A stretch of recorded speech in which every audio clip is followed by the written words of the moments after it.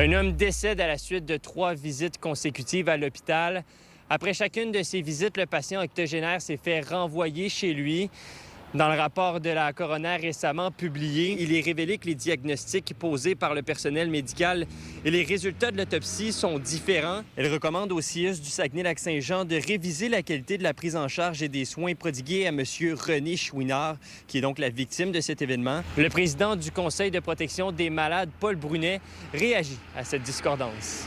Pour qu'on fasse une recommandation pour améliorer la prise en charge, je pense qu'il y a des gens qui doivent se sentir visés un peu plus. Et là, je veux pas critiquer le personnel soignant.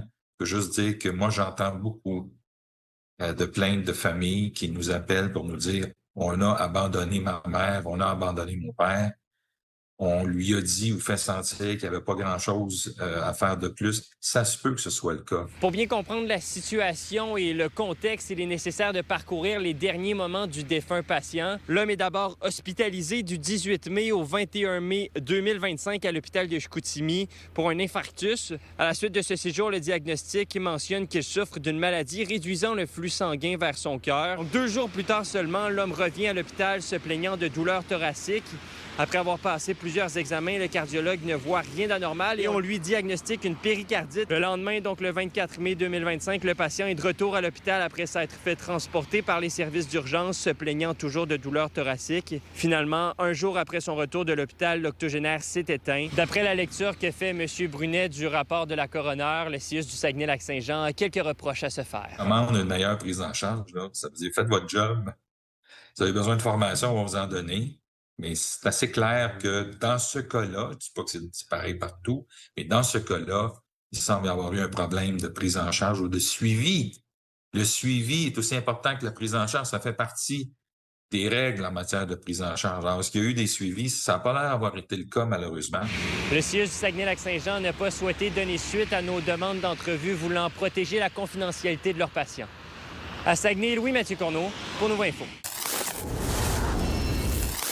Les pharmaciens propriétaires de la province ont finalement été entendus par le gouvernement du Québec. En fait, le ministre du Travail, Jean Boulet, a annoncé une entente de principe pour retirer l'amendement apporté au projet de loi 15 déposé par Québec solidaire. Bien, on est extrêmement content qu'il y ait cette entente-là.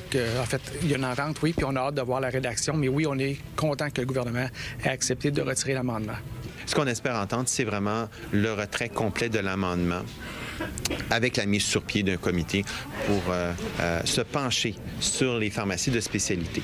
L'Association québécoise des pharmaciens propriétaires critiquait fortement cet amendement au projet de loi 15 visant à plafonner les honoraires que les pharmaciens facturent aux assureurs privés. Que ça a été mal adressé, mal présenté, mal réfléchi. Je pense qu'il y a eu un mouvement ou une décision qui a été prise trop rapidement, sans regarder tout ce que ça fait à l'écosystème de la pharmacie au Québec. Alors, je pense que ça a été fait vite, à la va-vite. Et puis, c'est une bonne chose que ça soit retiré là, pour l'étudier. Ou donc, il fallait que ce soit refait, repensé. Donc, c'est ce qu'ils vont faire. Donc, vraiment faire un comité pour repenser tout ça, puis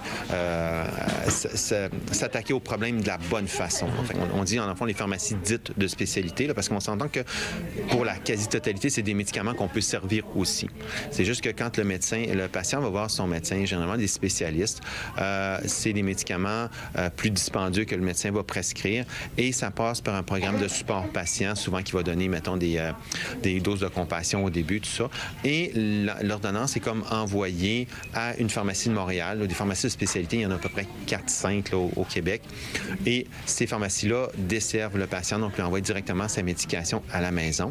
Mais nous, la pharmacie habituelle du patient, on n'est jamais avisé de ça. Souvent, un peu, c'est par hasard qu'on va le savoir très souvent. Mais pour la majorité de ces médicaments-là, on pourrait les servir, on pourrait offrir les mêmes services. Le programme de support patient, on peut l'appliquer aussi, mais il y a comme une espèce de financement obscur, de trajectoire obscure qui se fait depuis plusieurs années de ces médicaments-là et de ces prescriptions-là. Et c'est ça qui est le grand problème, le grand enjeu derrière ça. Avec ce dossier qui a finalement eu un effet boule de neige là, dans les derniers 24 heures, les pharmaciens du Québec veulent aussi rappeler l'importance de leur service qu'ils offrent aux Québécois, un service qui soutient, selon eux, le système de santé. À Saguenay, Étienne Ouellette, pour Nouveau Info.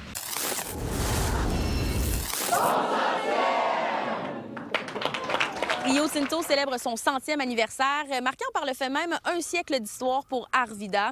Aujourd'hui, Rio Tinto continue son développement, notamment avec des projets en cours comme AP60, l'usine de billettes à Alma ou encore le projet Elysis à l'usine d'Arvida. On a 6 centrales électriques, on a 5 alumineries, on a des centres de coulée. Donc, évidemment, on a notre raffinerie d'alumine, puis on est en train de démarrer. Il y a eu différentes technologies au fil du temps.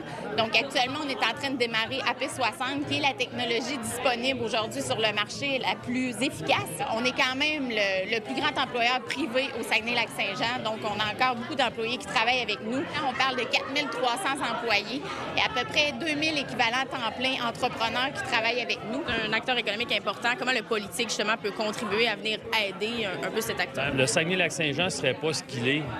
Je parle souvent de la position de métropole nordique, mais l'université, nos cégeps, toute la grappe industrielle qu'on a construite tourne autour de nos bâtisseurs d'eau. Donc, la construction d'énergie, à l'époque, le plus gros barrage au monde. La présence d'aluminium qui a servi à plein d'activités sur la planète. C'est beaucoup d'histoire, la centrale d'Ilmaling. C'est 100 ans d'histoire, mais c'est 100 ans de développement économique, énergétique dans notre région. Ça a donné la couleur à notre région. Donc, pour nous, c'est extrêmement important d'être ici aujourd'hui et d'être l'un des partenaires, si on veut, de tout ce développement-là, parce qu'on le sait, l'usine d'Alma est quand même une usine qui est très performante. Et la centrale hydroélectrique dont on célèbre le 100 ans, c'est toute l'histoire de notre municipalité qui s'est développée alentour de ça. Pour célébrer les 100 ans de Rio Tinto, une programmation d'activités variées est offerte tout au long de l'année sur le territoire du Saguenay-Lac-Saint-Jean pour célébrer l'événement.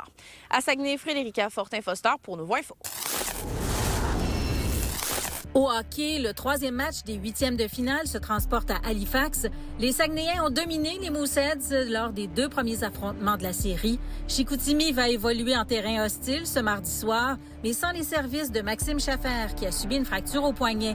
L'équipe va aussi devoir se passer d'Émile Ricard, qui a écopé d'une suspension d'1 match pour avoir donné un coup de patin à l'adversaire. Pourquoi on peut insulter la police à Montréal, mais pas partout au Québec? La vidéo circule depuis plusieurs jours et ça choque.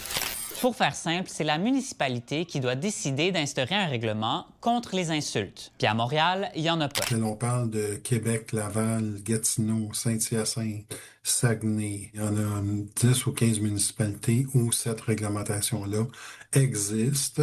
Montréal, pour des raisons idéologiques, a toujours refusé. Par courriel, le SPVM précise que certaines municipalités de l'ouest de l'île ont des sanctions. Et par exemple, à Québec, ça peut mener à une amende de 236 $. Si on regarde la situation en Amérique du Nord présentement, on a une montée de la misogynie. L'homme derrière la vidéo, Mohamed Bekali, a plusieurs vidéos où il se fait interpeller par la police dans son auto. Ben oui, mais je voulais pas t'intercepter dans une courbe. Pardon? Après l'explosion de la vidéo, il défend la liberté d'expression sur ses réseaux sociaux et dit être victime de profilage répété par la police. C'est inacceptable. J'ai déjà fait mes revendications auparavant au niveau d'un règlement municipal dans l'ancienne administration. Et déjà, la mairesse et moi, nous sommes en lien pour regarder, voir les possibilités d'une réglementation qui puisse arriver à Montréal. De son côté, le Parti québécois a déposé mardi une motion pour demander à l'Assemblée nationale de légiférer sur la question.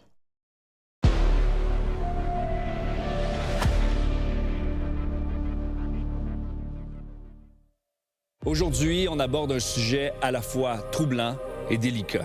J'ai jamais vraiment su comment dire non. Les gens y en ont profité. La lutte à l'exploitation sexuelle des mineurs doit devenir une priorité nationale. Souvent, ils ont seulement 12, 13 ou 14 ans. Les mineurs rapportent plus d'argent, puisqu'il y a plus de risques, le client paye plus cher.